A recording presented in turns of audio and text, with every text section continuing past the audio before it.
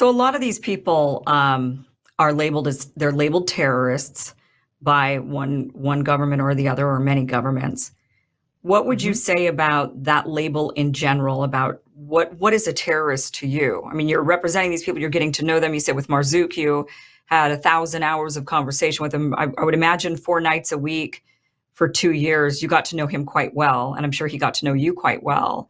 What did Yeah. you take away from what do you think of that label in general? And should that label exist? Who should be classified as a terrorist?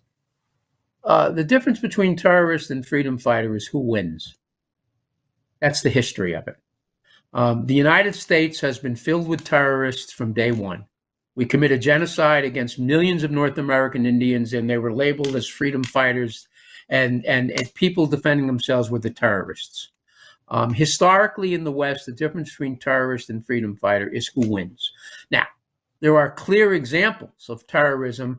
Nowhere is it more palpable. Nowhere is it more obvious. Nowhere is it more, generational than in Israel, which has violated for 100 years now, whether it was originally the Irgun,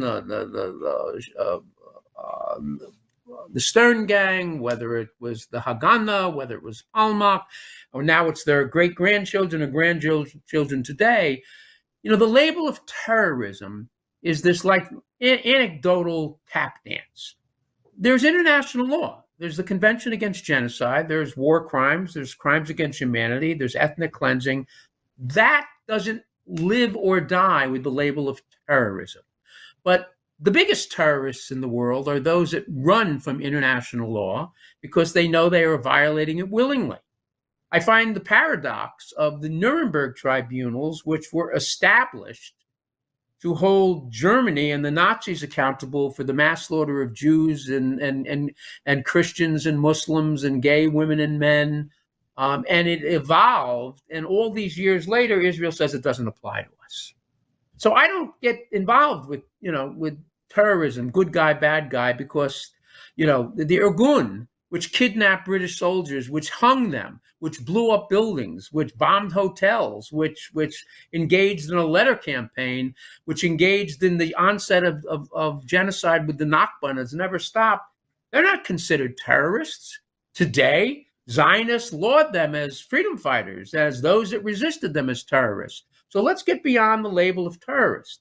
There's a body of international law which has evolved, beginning, interestingly enough, with the American Civil War, when the International Red Cross pushed for a whole generation of rules and laws because of the horror that was being perpetrated by the North and Southern armies against civilian populations. And that's where it evolved. So I don't look for the label terrorists. Are there people that I look at and say, look, if you want to find terrorism, take a look at Gaza right now. But it's not just now. People talk about October 7th. Well, there have been 78 years of October 7th in Palestine. Labels sort of, massage people, seduce people. Abu Marzouk, and I've known most of the founders of Hamas. I've known all of the heads of the political wing. I've known Ismail Haniyeh for 25 years. I've known Khalid Mashal for 25 years and Abu Marzouk for 30 years. I know many of the senior. I know a number of people that were the framers of the original document. I knew Ahmed Yassin very well, Abu Shinab. Many of the women that are involved in the PFLP, many of the men involved with jihad. These are principled freedom fighters. You don't have a choice when it comes to that type of occupation. You don't have a choice when it comes to genocide. You either fight or you die. The notion that somehow resistance becomes criminal, the West is built upon occupation. Every country in NATO, every large country in NATO is built on occupation, is built on genocide, is built on slaughter, is built on subsidy of it. So this, when you ask me the experiences I've had, especially with Palestinians, whether it's with Hamas, whether it's, so-called lone wolves, whether it's jihad, whether it's PFLP, women and men of all different gender, these are dedicated, These are principled people that are fighting to protect their families, their country, their history, to gain liberty, to gain justice, while the world has sat in silence for generations. And they're not alone. I represented Mohawk Indians, and I still do, from Akwesasne, for 35 years. The same thing. I've represented North American Indians in Canada on the West Coast. Genocide there too. The Lebanese that were slaughtered by Israeli phosphorus bombs and cluster bombs in a country that was occupied and invaded routinely, that had torture cells on the border where Israelis tortured women and men. I mean, do you want to call the IRA terrorists? Well, the IRA dates back to before Connolly. Are they okay because they're white and Catholic? That's cool. That's not a problem. But when it comes to people of color, I mean, Africa has been colonized for hundreds of years. Slavery came out of there. The French, the British, the Spanish, the Portuguese have colonized Africa and the Middle East for generations. We wave about Lawrence of Arabia. Well, Lawrence of Arabia created surrogates in Saudi Arabia, in UAE, etc.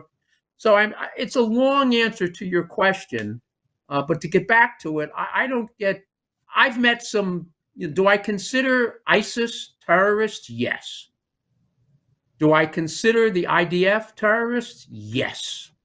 Those are clear examples of people that are targeting civilians, that ignore international law, that rape and pillage and plunder and destroy and try to erase history and culture. That's terrorism. People that defend their community, their homes, their history, their culture are freedom fighters. Now, are there people that engage in violations of international law in the name of freedom fighting? Yes. But there's a process to review them.